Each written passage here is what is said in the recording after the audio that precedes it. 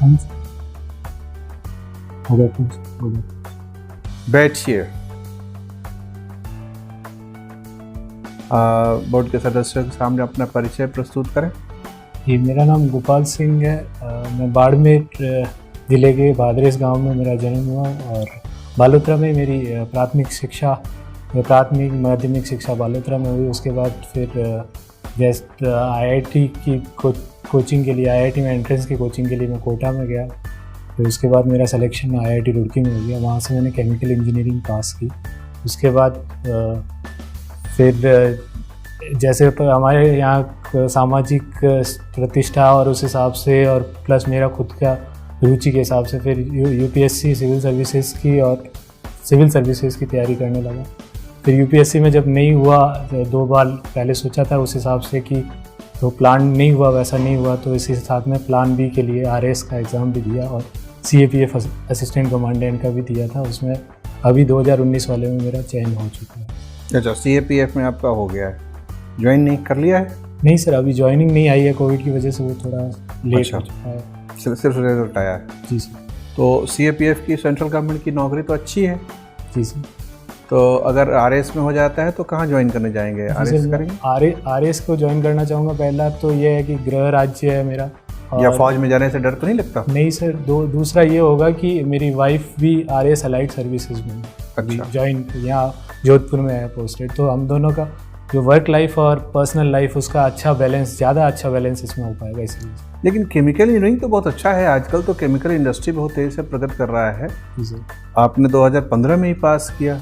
जी sir. तो आपको chemical engineer के रूप में नौकरी नहीं मिली? सर, जब आईआईटी के लिए वो तैयारी कर रहे थे उस समय केमिकल इंजीनियरिंग तो जैसे काउंसलिंग के समय उस समय इतनी समझ नहीं होती है तो भर दिया था। उसके बाद में जब वहाँ पे गया तो मैं अपने आप को एज ए केमिकल इंजीनियर इतना अच्छा समझ नहीं पाया कि मैं कर पाऊँगा उससे अच्छा, तो इसीलिए मैंने फिर वापस जब पास आउट किया तो ग्रेजुएशन हो गया, उसके बाद में इस तरफ आ गया। तो आपको लगा कि गलती हो गई? 4 साल वैसे ही निकल गए? नहीं, वहाँ पे साइंटिफिक टेम्परामेंट, वहाँ का कॉलेज का जो वहाँ का वातावरण है उसकी वजह से मैंने बहुत कुछ सीखा है। But as a chemical engineer मैं उतना अपने आप को नहीं प्रूव कर पाया जितना मैं सोचता हूँ कि अब।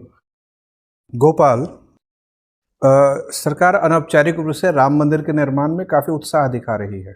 जी सर। क्या आपको लगता है कि भारत के वर्तमान संविधान के साथ ऐसी नीति संगत है? जी सर, वर्तमान संविधान यही तो कहता है कि सर्वधर्म समभाव। आप जो पश्चिमी विचार है उसके विपरीत है। पश्चिमी विचार जहाँ राजनीति को धर्म से बिल्कुल अलग कर देते हैं, वहीं पे ये सर्वधर्म समभाव होना चाहिए। तो राम मंदिर के साथ साथ अगर जो दूसरा वाला जो बाबरी मस्जिद का जो भूमि आवंटन और उसमें भी अगर सरकार तेजी दिखाए तो ये संविधान के सम्मत ही होगा। सर्वधर्म समभाव वाली बात दिख रही है सर। अभी अनौपचारिक रूप से तो सर कुछ कह नहीं सकते ना सर, औपचारिक रूप से तो सरकार दिखा ही रही है सर।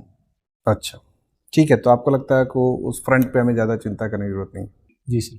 अभी राजस्थान में कई कंट्रोवर्सी हो गई है कुछ ऐतिहासिक घटनाओं को लेकर। जी सर। कुछ लोग कहते हैं कि राणा प्रताप हल्दी घाटी लड़ाई में जीत गए, कुछ लोग मानते हैं कि नहीं वो हार गए। इस तरह की घटनाओं को कैसे याद किया जाए? राणा प्रताप जो है वो राजस्थान के लिए एक गौरव की और वो विषय, राजस्थान क्या पूरे हिंदुस्तान राजस्थान के लिए और पूरे हिंदुस्तान क्या पूरे विश्व के लिए गौरव की है। तो उनकी जो इतिहास है, जो युद्ध की परिणाम जो जैसे रहे हैं, जैसे कि राणा प्रताप ने उसके बाद वो युद्ध में छोड़ के भाग गए, परिणाम रहित रहा था वो। और जो मुगल सेना ने वहाँ का क्षेत्र हथिया लिया था, पर उसके बाद जो राणा प्रताप ने वापस दिवेर के युद्ध से स्टार्ट किया था। तो जैसा है इतिहास में अगर उसी तरह मेंशन किया जाए तो अच्छा रहेगा। तो वो वरना अगर हल्दी घाटी जीतने के बाद तो दिवेर की जो युद्ध की जो कहते हैं थर्मोपोली का या वैसा कुछ कहते हैं मैराथन, तो वो उसकी महत्ता भी घट जाएगी और राणा प्रताप को भी सही तरह से हम आंक नहीं पाएंगे। आपको फॉर्म देख रहे थे, आप संस्कृत पढ़ रहे हैं आजकल? जी सर, ऑप्शनल संस्कृत लिया सर। अच्छा, वेरी गुड। तो अभिज्ञान शाकुंतलम पढ़ा होगा?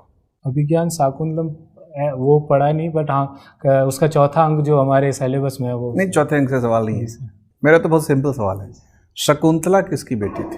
शकुंतला वैसे तो कण्व ऋषि की मानस पुत्री थी, और बायोलॉजिकल डॉटर किसकी थी? बायोलॉजिकल डॉटर अप्सरा का नाम याद नहीं रहा उनका, मुझे याद नहीं आ रहा।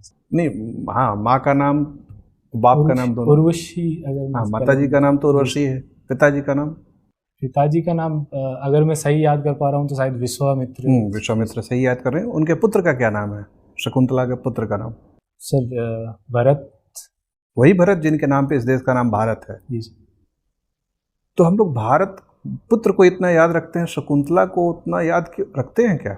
जिस तरह से दुष्यंत ने शकुंतला को भुला दिया, क्या हम पूरे हिंदुस्तान वालों ने भी शकुंतला को भुला दिया?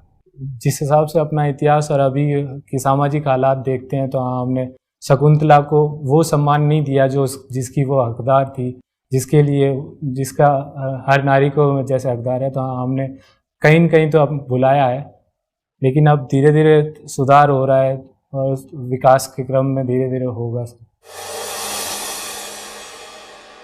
लेकिन ठीक है, मतलब ओवरऑल तो अच्छा है, लेकिन चूंकि आप हमारे पास आए ही हैं इसी सलाह के लिए कि भाई क्या इम्प्रूवमेंट हो सकता है, तो एक तो जो तपाक से गौर करने वाली चीज़ ये है कि आप जब एंटर कर रहे थे तो जितनी ऊर्जा चाहिए आपकी उम्र के व्यक्ति में, वो ऊर्जा परिलक्षित नहीं हुई, दिखी नहीं।